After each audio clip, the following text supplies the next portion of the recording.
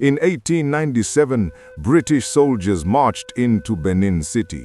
The palace burned. Ivory tusks fell. Coral beads were torn from royal necks. Bronze and brass, cast to hold memory, were carried away by the thousands. Yet even in smoke and ash, the faces in metal did not blink. They kept the story alive. This is that story. The story of a red earth city, a sacred king, and a people who ordered their world with care and refused to be forgotten. On the red earth of what is now Edo State in southern Nigeria, a city rose by design, not by chance. Forests were cleared with care. Straight avenues were cut like spears through the land. Compounds stood in gentle order. Families together, guilds together, chiefs close to where their duties called. At the heart of it all stood a palace, not only a home, but a living engine of government, ritual, and memory. This was the Kingdom of Benin, known to its people as Edo, one of the most organized and artistically accomplished states West Africa has known. The first chapters live in memory. Edo oral histories tell of Igodomigodo, the early realm ruled by the Ogiso, kings of the sky. Court historians carried the line in voice and rhythm, names like Ogiso Igodo and Ogiso Owodo. In those days, the rules of life were set. Power was sacred, given shape by ritual. Councils of chiefs held tight to duty. Order was not only useful, it was spiritual. There are no written records from that time. Dates come from careful study and best estimates. But archaeology has found the shape of a settled, organized society on these plains long before any foreign sailor tried to spell the name Benin. The passage from the Ogiso era to a new kind of kingship is remembered as a turning point.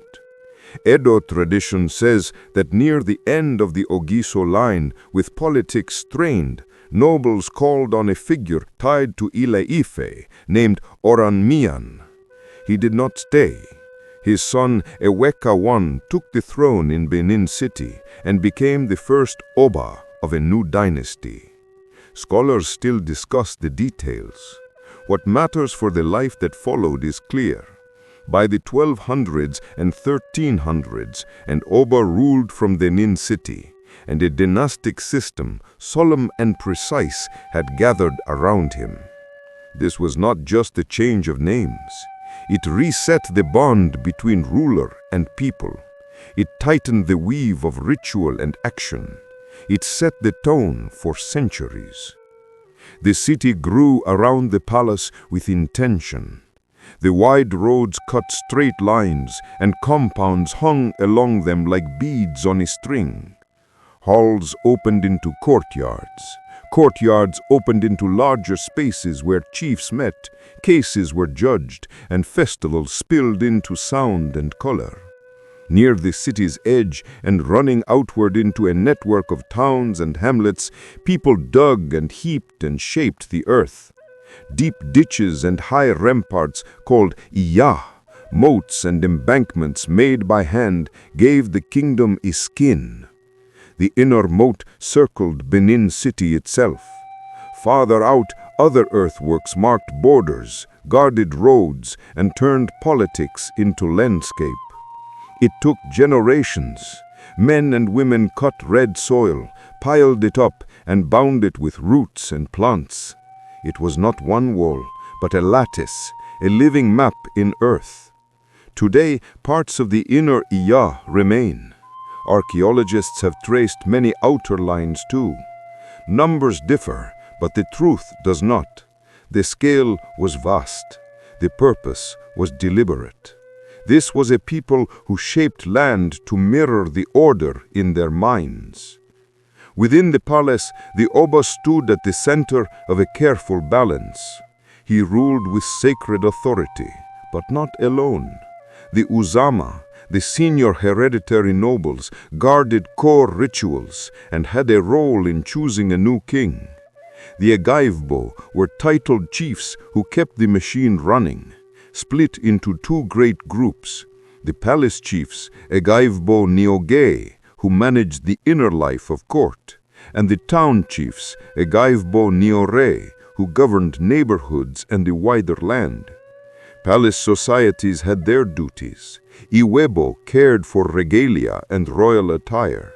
Iwegwae led ceremonies. Ibiwe managed matters of the royal household. Oaths bound the chiefs and the Oba to their roles. Rituals turned duty into promise.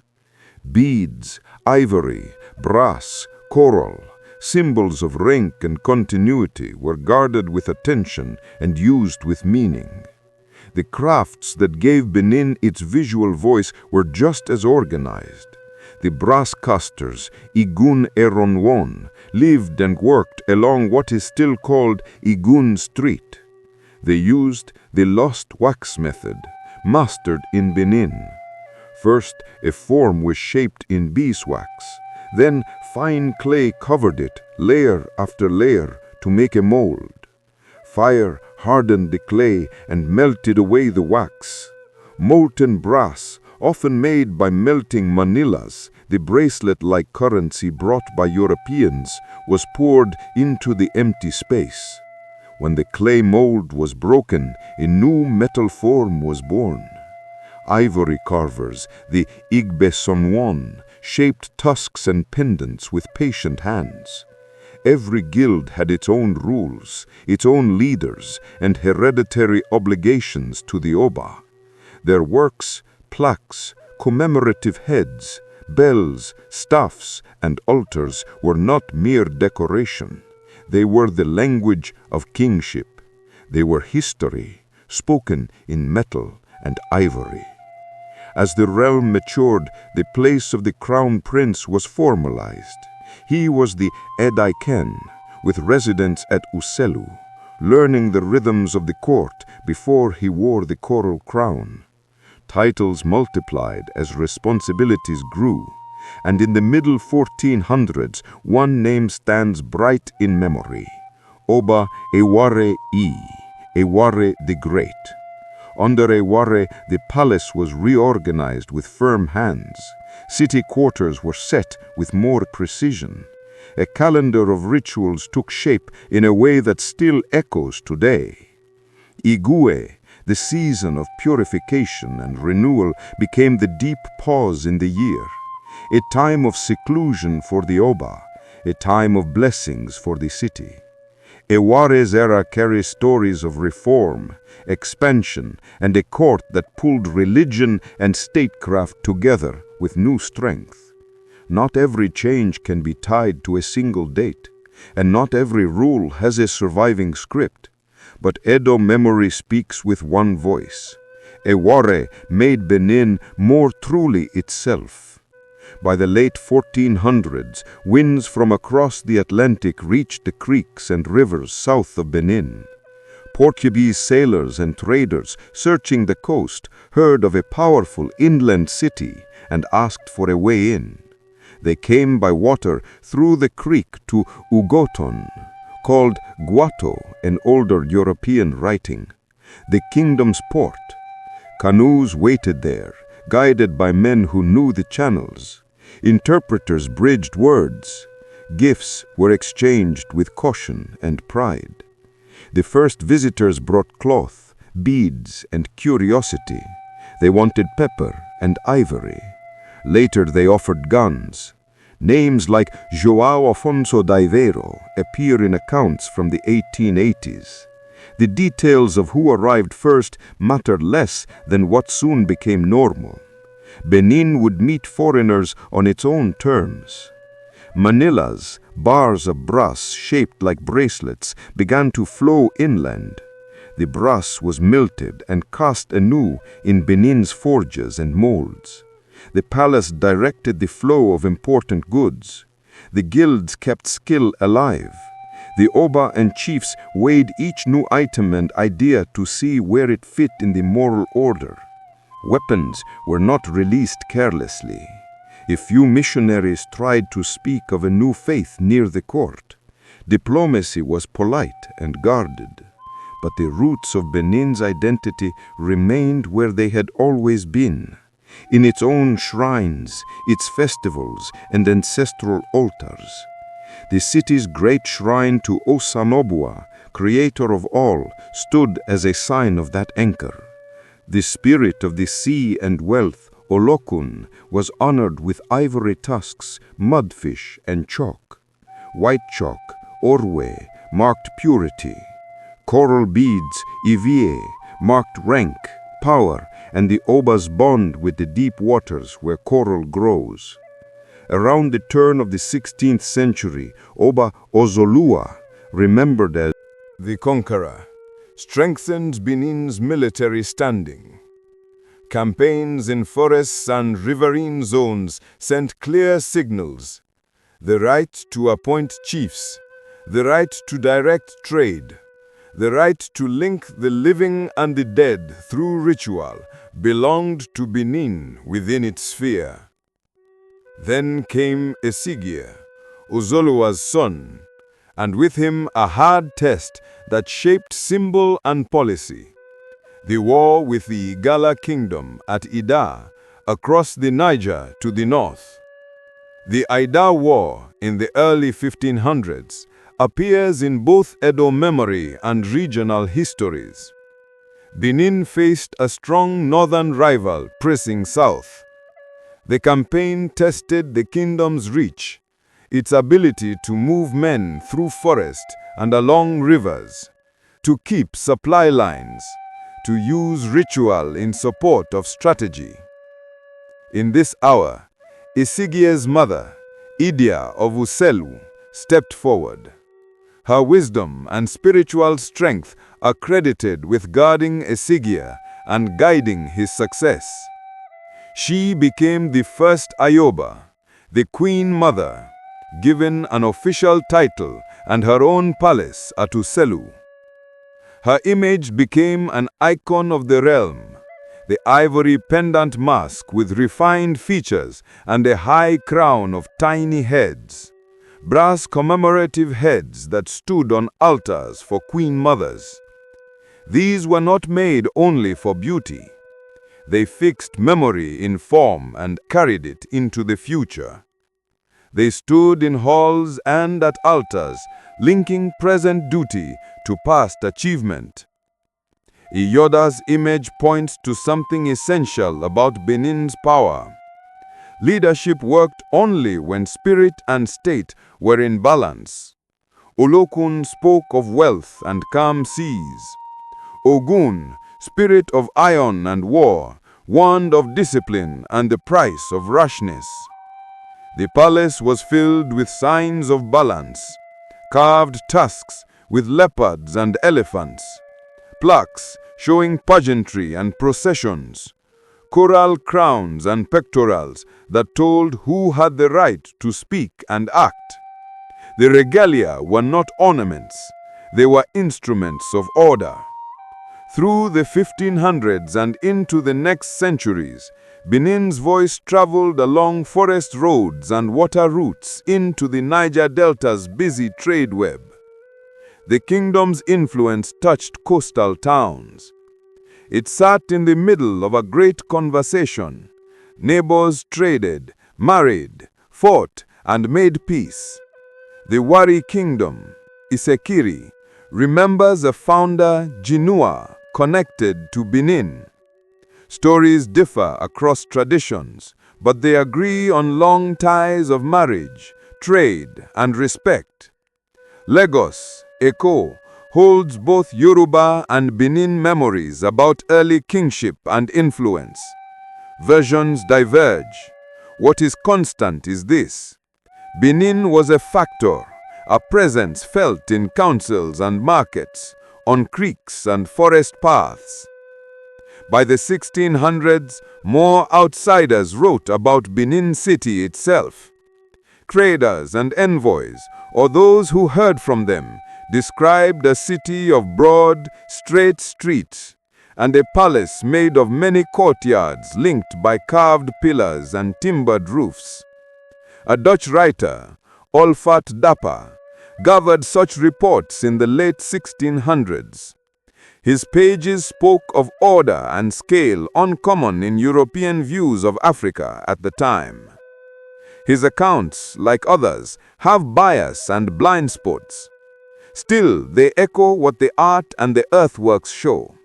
Benin City was a planned, monumental capital guided by a complex court.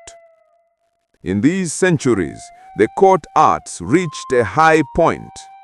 Brass plaques, most of them brass, though people often say bronze, once covered the wooden posts of palace halls. They formed a visual archive. Obas receiving dignitaries, chiefs in coral regalia with adder and ebon swords, soldiers with shields, foreign traders with odd hats carrying manillas and gifts, commemorative heads in brass, vessels for memory, not portraits in the modern sense, stood on ancestral altars with carved tusks rising from their crowns. The tusks carried scenes and patterns that taught across generations. Ikegobu, personal altar bells, honored titled men for service to the state. Other bells and ukurhei rattle staffs called attention in ceremony and at court. To walk through those halls was to enter a memory palace, where the kingdom story stood around you in metal, wood, and ivory. Daily life moved with a steady rhythm. Markets opened on their appointed days. Women led trade, managing stalls and supply lines, keeping accounts with care. Fines and oaths kept transactions honest. Craftspeople lived where their guilds were based, bound by ethics as much as by method. From farms and villages, yam and palm oil, vegetables and fruit, fish from the creeks and game from the bush flowed inward. Dances and masquerades marked time. Chieftaincy meetings settled disputes. The Oba's court judged matters that reached higher. Law was made tangible by ritual. Ritual was kept honest by law. The Atlantic economy spread wider in the 1600s and 1700s with chances and with harms. Like many West African states, Benin engaged at times in the trade of enslaved people. The degree and timing changed, and the court's controls shaped when and how it happened. In other periods, especially earlier, Benin leaned on exports of cloth, beads, ivory, and pepper. What moved and in what volume depended on the ruler, the season, and the frontier's pressure. To be plain, the kingdom reached great heights in order and art, but it was not outside the darker currents of its time. It captured enemies in war. It took part in systems of bondage that brought pain and loss. Knowing this is part of knowing the whole. Through the 1700s, the machine of state kept working. Obas such as Ekenzua I, Eresoyen, and Akeng Buddha held steady over internal life and external tests. They kept the guild strong, held the festivals, and guided a court that could adapt without losing its core. The capital remained the axis. The moats still marked the heartbeat of the city. Processions still crossed the long avenues under the sun and the harmattan haze. The 1800s brought change with a harder edge. The British rose to dominate the coast, first as traders, then with consuls and gunboats. The Oil Rivers Protectorate joined with other holdings to become the Niger Coast Protectorate. Officials fixed their eyes inland. They spoke the language of free trade, but often meant that traditional controls should be broken. Benin's political culture resisted. The palace insisted on controlled access to the capital, on tolls and gifts that showed respect for sovereignty, and on the primacy of ritual time. There were periods when foreigners were not admitted, most of all during Igwe, when the Oba entered deep seclusion and rites of renewal were performed across palace and city. The Obas of this century carried long experience in their bones. Usemwende ruled from 1816 to 1848, adjusting to new trade winds while holding internal stability. Adolo followed from 1848 to 1888. Then Ovoramwen Nogbaisi came to the throne in 1888. Each faced a core question: how to remain Benin in the face of pressure to become something else. British agents drafted treaties dressed in friendly words, but tied to clauses that would weaken sovereignty. In 1892, Vice-Consul Henry Lionel Galway pushed a treaty he later described as placing Benin under British protection and opening trade. Edo accounts and later scholarship question whether the Oba agreed as claimed. What can be said for sure is this: Benin continued to act as an independent state, and British officials held up the paper as leverage for their next move. The break came as 1896 turned to 1897 during Igwe. The Oba's seclusion had begun. The chiefs repeated what had long been law: no visitors, no disruptions.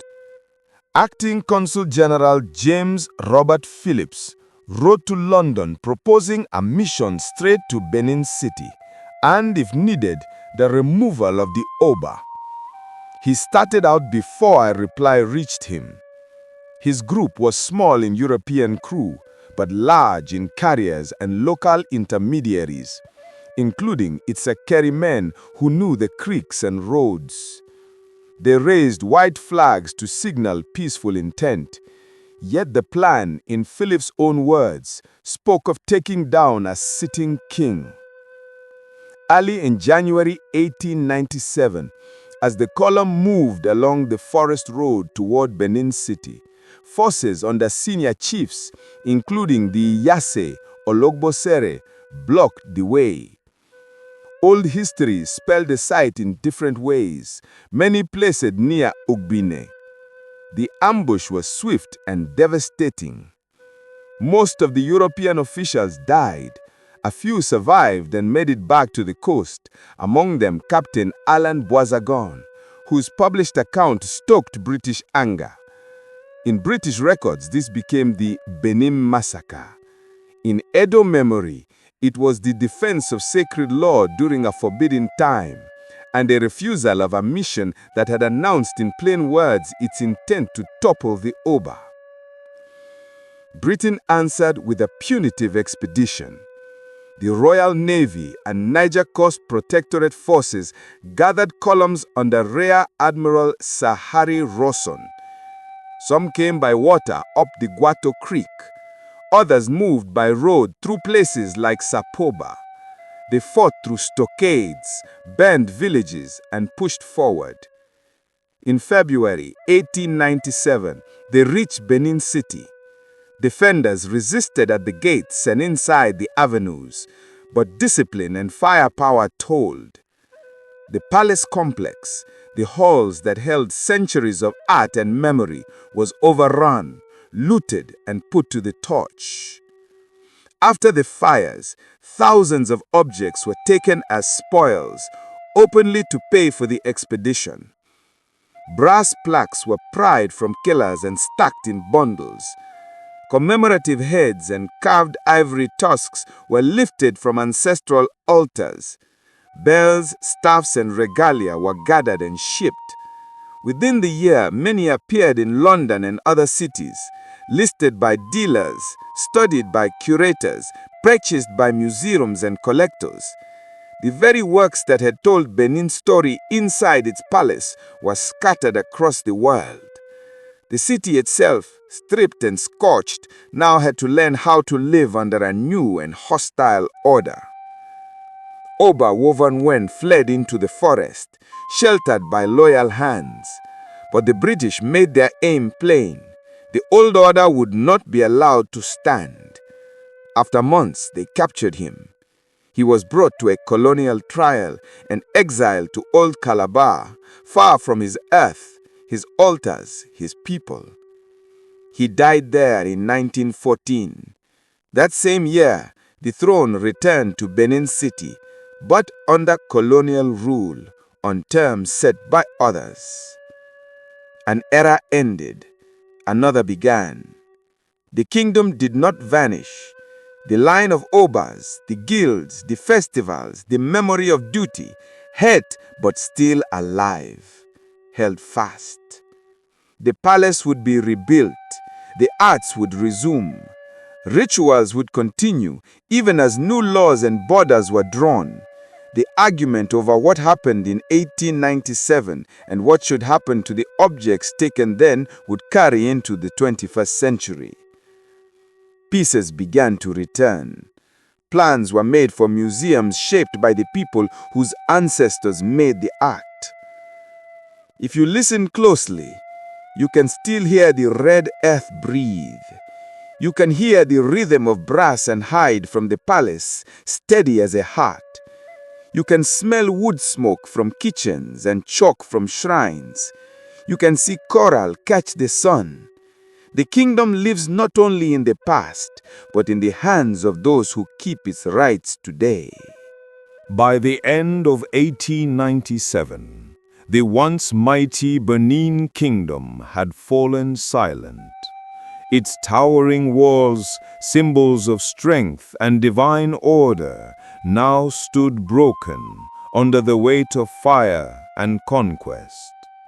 Yet from those ashes rose something time could never bury, the spirit of a people whose art, pride, and legacy still whisper through every bronze, every carving, every story told beneath the African sun. But this is not the end, for within the heart of Benin lies a deeper truth, one that history tried to erase, yet the earth still remembers. In the next chapter, we journey beyond the ruins to uncover what was hidden and to relive what was never forgotten. This is Benin, the Forgotten Kingdom.